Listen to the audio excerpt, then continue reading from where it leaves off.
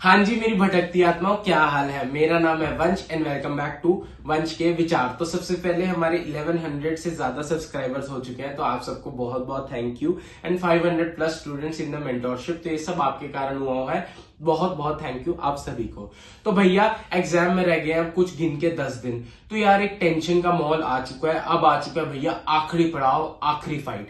तो भैया इस टाइम पे हमें अब लेथार्जिक नहीं होना, हमें टेंशन में नहीं आना, क्योंकि लास्ट के 7 दिन, लास्ट के 10 दिन आपकी गेम बना सकते हैं या बिगाड़ सकते हैं, क्योंकि यही वो दिन है जब वो आपको टॉप 15-20% जो एग्जाम को क्लियर करने वाले हैं उसमें पहुंचा सकता है। तो अपना पूरा एड़ी चोटी का जोर लगाना है, डिस्ट्रैक्शन से दूर रहना है और अब पढ़ाई पे फोकस करना है। तो जरा एक चीज बता दूं तुम्हें मोटिवेशन देने के लिए, ये आ चुका है। हाँ जी हाँ, ये है मेरा इंटर का सर्टिफिकेशन कि I have clear this examination. तो भैया अगर ये सर्टिफिकेशन चाहिए है और इस सर्टिफिकेशन को पाना है तो भैया पढ़ना तो पड़ेगा। जब ये सर्टिफिकेशन आता है ना, मोटिवेशन लेवल कुछ और हो जाता है। और किसी को मिलते हो तो बताते हो ना मैं सीए फाइनलिस्ट हूं, तो इज्जत डबल हो जाती है। तो थोड़ा फोकस करने का टाइम आ चुका है। तो मेरा टाइम था कि यार मैं सोच रहा था अब बच्चों को क्या बताऊं। तो पहले तो भैया ये 7 दिन जो संडे तक है आपको अपने बाकी सब्जेक्ट्स कवर करने हैं, जो से भी आप कवर कर सकते हो, क्योंकि उसके बाद हम 3 दिन अकाउंट्स को ही देने वाले हैं, क्योंकि हमारा पहले पेपर अकाउंट्स का है। अगर आप ग्रुप 1 या बोथ ग्रुप के स्टूडेंट हो तो उसकी प्लानर वीडियो भी जल्दी आने वाली है। एंड अगर आप जैन 2025 वाले स्टूडेंट हो तो भैया अब रिवीजन का टाइम आ चुका है। तुम्हारे भी 2 से 3 महीने रह गए हैं, तो तुम्हारी क्लासेस कंप्लीट होने वाली है, रिवीजन की जरूरत है। तो जल्दी से अगर रिवीजन प्लानर चाहिए मेरे को मेंटरशिप में आ जाओ, बनवा दूंगा और करवा दूंगा कि रिवीजन प्लानर कैसे करना है। तो चलिए वीडियो को शुरू करते हैं। तो हाँ जी, जैसे कि आपने थंबनेल में एंड हमारे टाइटल में देखा होगा, ऐसा हम लास्ट के दिनों में क्या कर सकते हैं कि हम अपने नंबर्स को 30 से 40 नंबर्स बढ़ा सकते हैं एंड उस 15 या 20% में जगह पा सकते हैं जो इस एग्जाम को क्लियर करने वाली है। तो आइए उन बारे में बात करते हैं। सबसे पहला point, presentation does not matter. क्या भैया सोच समझ के तो बोल रहे हो? हाँ मेरे भाई, प्रेजेंटेशन डज नॉट मैटर। वो ये नहीं देख रहे क्या तुमने ढंग से पेंसिल से लाइनें खींची हुई हैं अकाउंट्स और कॉस्टिंग में, क्या तुम बढ़िया लिख रहे हो पर्टिकुलर अमाउंट। भाई वो ये सब नहीं देख रहे, वो देख रहे हैं क्या तुम्हारा क्वेश्चन ठीक है कि नहीं। तुम कोई +2 का या बोर्ड का पेपर नहीं देने जा रहे हो, तुम सीए इंटर का पेपर देने जा रहे हो। वहां पे वो तुम्हारी नॉलेज चेक कर रहे हैं, क्या तुम्हारी बैलेंस शीट मैच कर रही है कि नहीं, क्या तुमने फिगर्स को ढंग से लिखा है कि नहीं, करंट लायबिलिटीज में जो ऑर्डर है क्या उसको ढंग से लिखा है कि नहीं। वो ये सब देख रहे हैं, वो ये सब नहीं देख रहे। वो देख रहे हैं वर्किंग नोट्स लिखे हैं कि नहीं। वर्किंग नोट्स बहुत इंपॉर्टेंट है, बच्चे वर्किंग नोट्स ही नहीं लिखते, वर्किंग नोट्स देख रहे हैं वो तुम्हारे, क्या तुमने वर्किंग नोट्स मेंशन किए कि नहीं। लेजर्स में वो ये सब नहीं देख रहे क्या तुमने पेंसिल स्केल से लाइनें ठीक मारी है, तुमने डेबिट क्रेडिट लिखा हुआ है, पर्टिकुलर से नहीं लिखा, रुपीज अमाउंट लिखा और सारी चीजें ढंग से लिखी हुई है कि नहीं। वो ये सब देख रहे हैं। कॉस्टिंग के क्वेश्चन में वो ये सब नहीं देख रहे क्या तुमने ढंग से मेंशन किया है, वो देख रहे हैं क्या तुमने फॉर्मूला मेंशन किया है जो तुमने यूज किया है। वो देख रहे हैं क्या तुमने क्वेश्चन के फिगर्स को ढंग से क्लैरिटी से राउंडिंग ऑफ करके उनको ढंग से लिख रखा है, वो ये सब देख रहे हैं। और सबसे बड़ी दिक्कत तो भैया थ्योरी के पेपर में क्या प्रेजेंटेशन होती है मेरे भाई, वो ये सब नहीं देख रहे। बीकॉम का पेपर नहीं चल रहा जो तुम इतने मोटे मोटे पैराग्राफ लिख के आ रहे हो। पॉइंट्स में आंसर लिखो, क्रिस्प आंसर लिखो, टू द वर्ड कीवर्ड्स वाले आंसर लिखो, तो वो तुम्हारा पेपर चेक करेंगे और जल्दी जल्दी टिक करके नंबर देंगे। उनके पास भैया एक मार्किंग स्कीम होती है जो बिल्कुल सेम टू सेम वो देख के चेक करता है। उसको मतलब इंग्लिश भी नहीं आती, वो वही वाला वर्ड देखेगा तो वो टिक मारेगा, चाहे तुम्हारी इंग्लिश की सेंस ना बन रही हो। हाँ मेरे भाई, वो सिर्फ क्राउड फंडिंग जैसा मैंने क्वेश्चन देखा था जैसे एफएमएसएम में, वो ये देख रहे हैं क्या तुम्हारे कीवर्ड्स मैच कर रहे हैं कि नहीं। वो ये नहीं देख रहे कि अंडरस्टैंडिंग हो रही है कि नहीं हो रही है, वो कीवर्ड्स देख रहे हैं। तो अपने कीवर्ड्स को ढंग से लिखो, पॉइंट्स को ढंग से लिखो। दूसरी चीज भैया, एएस सेक्शन नंबर ये हमने मेंशन करने हैं क्या ना। भैया बेटे मेरे, अगर तेरे को ढंग से आता है, पता है 110% श्योर है, तभी तू मेंशन करेगा ये एएस नंबर, ये एसए नंबर है, ये सेक्शन नंबर, वरना तू उनको मेंशन नहीं करेगा। भैया पर मेरे को नहीं आता, फिर मैं क्या लिखूं। अरे मेरे भाई, अगर कोई आंसर है उसमें लिखा है एज पर सेक्शन 7(1)(c), नहीं पता, एज पर सेक्शन 7(1) नहीं पता, एज पर सेक्शन 7, भैया मेरे को तो ये भी नहीं पता, as per provisions of this act. भैया लिखना आना चाहिए, आंसर को लिखो, बनाओ, पॉइंट्स बनाओ और आंसर को लिखो, लिखते जाओ। जब तक तुम लिखोगे नहीं मैटर करेगा।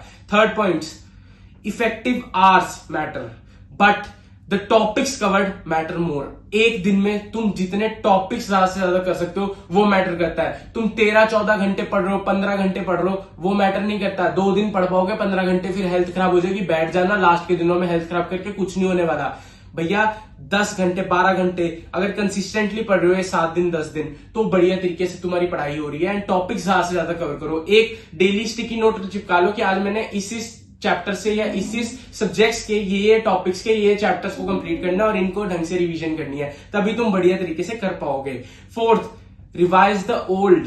क्या भैया, कोई नए टॉपिक्स नहीं उठाने कि कोई नया टॉपिक उठाओ, चलो भैया 7 दिन बचे हैं, एक बार इसका नया टॉपिक उठा लूं, नया चीज कर लूं जो हमने कभी पढ़ी ही नहीं। अब ओल्ड को रिवाइज करने वाला टाइम आ गया है। अगर तुम्हारा 70% सिलेबस कंप्लीट है, 70 से 80%, और उसमें इंपॉर्टेंट टॉपिक्स कवर होते हैं, तो भैया कुछ नया उठाने की जरूरत नहीं है। अपने पुराने टॉपिक्स को ही रिवाइज करो, उनको बढ़िया तरीके से रिवीजन करो और उनको रिटेन करो, क्योंकि अब कुछ नया करने का टाइम नहीं है, ना नया करने का फायदा है। तो अब पुराने टॉपिक्स को करो। Fifth, days planner.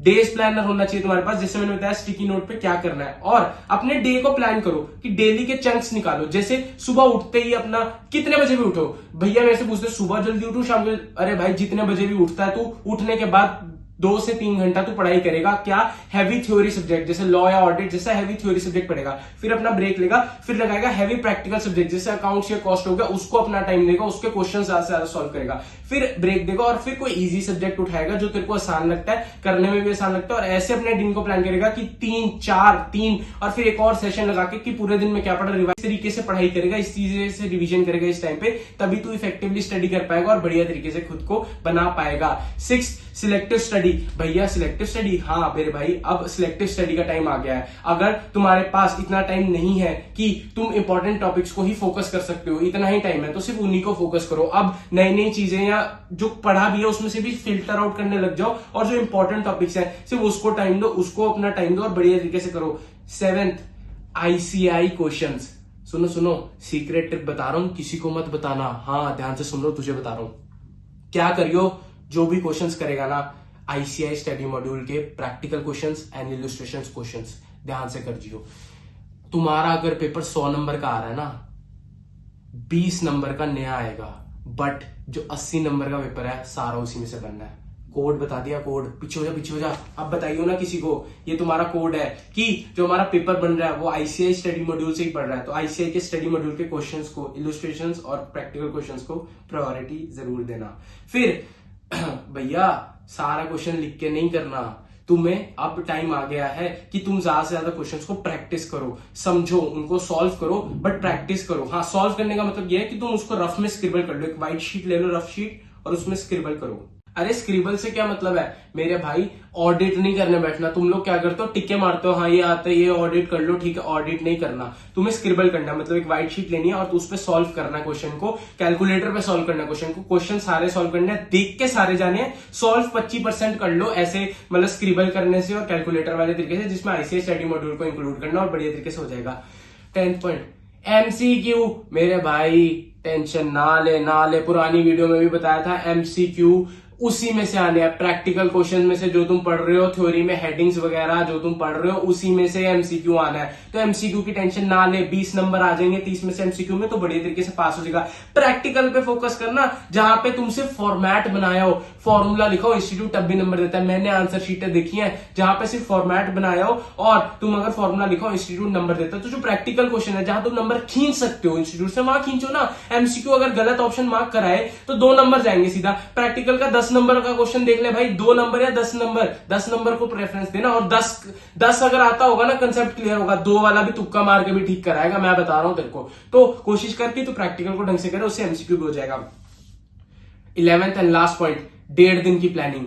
तुम्हारी 1.5 दिन की प्लानिंग आज होनी शुरू हो जानी चाहिए कि जब मैं रिवीजन कर रही हूं, जब मैं रिवीजन कर रहा हूं, 1.5 दिन में मैं कैसे पढ़ूंगा, कितना पढ़ूंगा और कहां से करूंगा। क्योंकि 1.5 दिन में तुम्हारे पास टाइम नहीं होगा तुम सारे क्वेश्चन सॉल्व करो या सारे टॉपिक्स को देख सको। तो कितना टॉपिक किसको कितना टाइम देना है, कहां पे पढ़ना है, कैसे पढ़ना है, उसकी प्लानिंग आज होना चाहिए। तुम्हारे नोट्स कंसाइज हो जाना चाहिए, तुम्हारे नोट्स सिलेक्टिव हो जाने चाहिए कि मैं ये पेज देखूंगा। अगर ICI मॉड्यूल से पढ़ रहे हो, अगर किसी फैकल्टी की बुक है तो उसमें भी इंपॉर्टेंट पेजेस मार्क हो जाने चाहिए।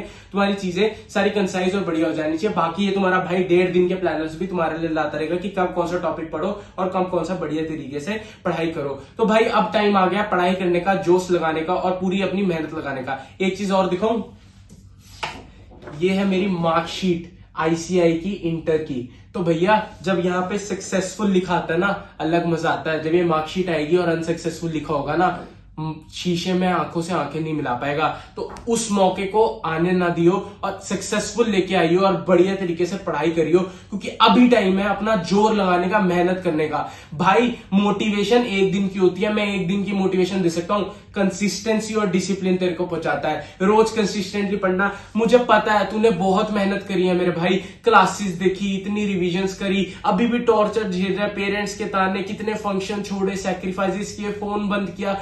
भाई मुझे पता है, मैं भी गया हूं उस फेस से, बट हर चीज का हल होएगा।